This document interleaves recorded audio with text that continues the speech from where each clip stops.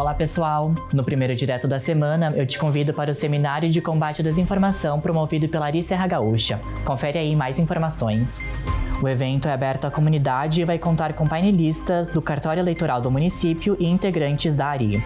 O encontro vai ser no plenário da Câmara Municipal a partir das 7 horas da noite. Na ocasião, os candidatos à Prefeitura de Caxias do Sul foram convidados para explanar durante 10 minutos sobre o papel da comunicação nas legislaturas. O evento é aberto à comunidade.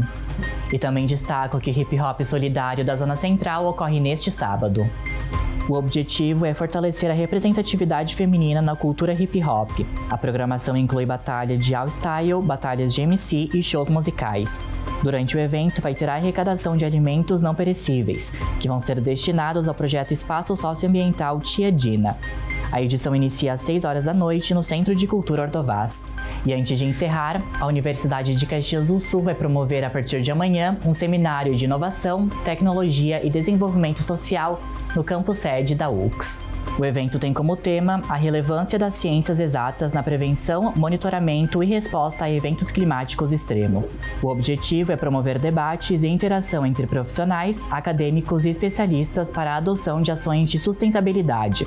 As inscrições devem ser feitas pelo QR Code que aparece na tela e os encontros vão ocorrer até o dia 29 de agosto.